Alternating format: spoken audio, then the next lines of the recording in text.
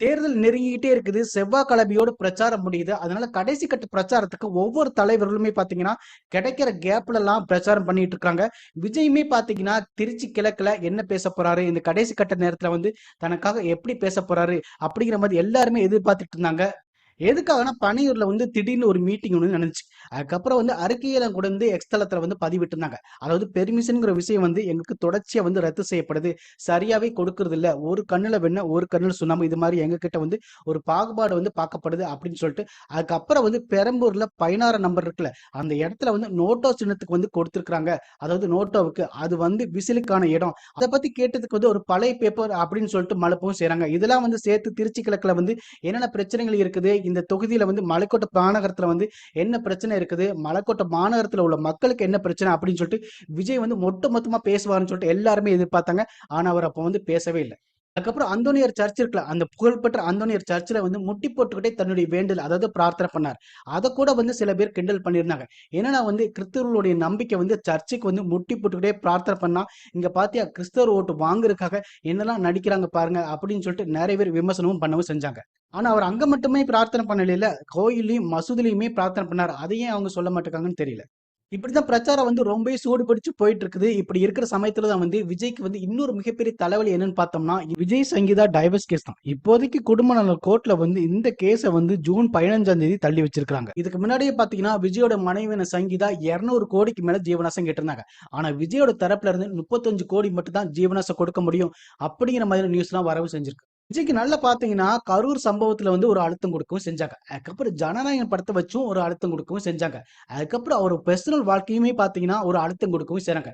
இதையெல்லாம் தாண்டி தான் அவர் அரசியல ஜெயிக்கவும் செய்யவும் செய்யணும். இதுல தேவைக்காக்கு பாத்தீங்கன்னா நிறைய சின்னத்திரை நடிகர்களுமே பாத்தீங்கன்னா நிறைய பேர் வந்து தேவைக்காக ஆதரவா பிரச்சாரம் பண்ணவும் செய்றாங்க. அதுக்கப்புறம் வந்து சத்யராஜ் கூட பேசியிருந்தாரு. தலைவா படத்துல வந்து பிரச்சனை ஏற்பட்டுச்சுல, அந்த பிரச்சனை ஏற்பட்டப்போ நீங்க கொடநாட்டுல போயிட்டு அந்த அம்மா முன்னாடி வந்து கையை கட்டிட்டு நான் பண்ணதெல்லாம் தப்புமா என்ன மன்னிச்சிருக்குமா அப்படின்னு சொல்லிட்டு நீங்க பேசுனீங்க. இப்ப வந்து எங்க தலைவரை பார்த்து ஸ்டாலின் அங்கிள் அப்படின்னு சொல்றீங்களே, அப்ப சொல்லி இருக்க வேண்டியதானே, நீங்க ஜெயலலிதா ஆன்டி அப்படின்னு சொல்லி இருக்க வேண்டியதானே.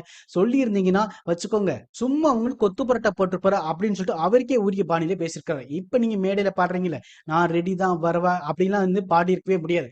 அதுக்கப்புறம் இன்னொரு படத்துல வரும்ல பாட்டு, தொட்டப்பட்ட ரோட்டு மேல முட்டை பரோட்டா, அதுவும் சரியாதான் இருந்திருக்கும் அப்படிங்கிற மாதிரி நையாண்டியோட பேசியிருக்கிறார். இவர் இப்படி பேசியிருக்கிறாரா, அவரோட மகனான சிபிராஜ் வந்து தன்னோட சோசியல் மீடியா பக்கத்துல வந்து ஒரு போஸ்ட் ஒன்று போட்டிருக்கிறாரு. விஜய் வந்து தன்னோட படத்தோட இசை வெளியீட்டு விழால பேசின பஞ்ச் டயலாக்கான உசுப்பேத்துறவங்க கிட்ட உம்முனும் கடுப்பேத்துறவங்க கிட்ட கம்முன்னு இருந்தா வாழ்க்கை ஜம்முன்னு இருக்கும் அப்படிங்கிற டயலாக்கை வந்து ஷேர் பண்ணவும் செஞ்சிருக்காரு. உண்மையிலே பாத்தீங்கன்னா அந்த தலைவா படத்துக்காக வந்து ஒரு ப்ரொடியூசர் வந்து லாஸ் ஆயிடக்கூடாது, அந்த படம் வந்து ஒரு பெரிய படம், அந்த ப்ரொடியூசர் வந்து ரொம்பவே தவிச்சிட்டு இருந்தாரு. அதனாலதான் பாத்தீங்கன்னா அந்த படத்துக்காக அவர் வந்து கையை கட்டிட்டு நின்னாரு. சரி, அந்த படத்துல வந்து சத்யராஜ்மே நடிக்கதானே செஞ்சிருந்தாரு. அந்த படத்துக்காக அந்த டைம்ல அவர் என்ன பண்ணாரு? ஒண்ணுமே பண்ணல. சரி, பாகுபலி படத்துல அவர் நடிக்கவும் செஞ்சிருந்தாரு.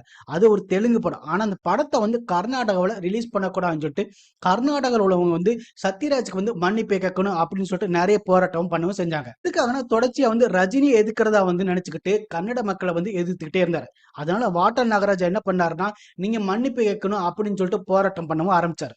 ஏன்னா பாகுபலி வந்து பெரிய பட்ஜெட் படம். பெரிய செலவு பண்ணி அந்த படத்தை எடுத்தாச்சு. அது தெலுங்குலயும், தமிழ்லயும் ஓடிடும். ஆனா கர்நாடகால ஓடக்கூடாதுன்னு சொல்லிட்டு எல்லாருமே போராட்டம் பண்ணவும் செஞ்சாங்க. சத்யராஜ் வந்து மன்னிப்பு கேட்கணும், இல்லைன்னா ஓட விட மாட்டோம் அப்படிங்கிற மாதிரி கேட்கவும் செஞ்சாங்க.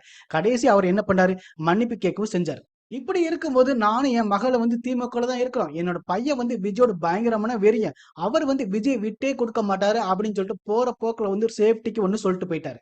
எப்பெல்லாம் சத்யராஜ் வந்து விஜய விமர்சனம் பண்ணும்போதெல்லாம் சிபி சத்யராஜ் வந்து அதுக்கு எதிரா பேசவும் செய்யறாரு. இதுக்கு முன்னாடியுமே பாத்தீங்கன்னா விஜய் வந்து இதுவரைக்கும் என்ன செஞ்சிருக்கிறாரு அப்படின்னு சொல்லிட்டு திவ்யா சத்யராஜ் ஒரு கேள்வி கேட்டாங்க. அதுக்கு வந்து வரலாற்றை தெரிஞ்சுக்கோங்க அப்படின்னு சொல்லிட்டு சிபிராஜ் வந்து 17 கொடுக்கிற வழியில வந்து ஒரு வீடியோ வந்து ஷேர் பண்ணியிருந்தார்.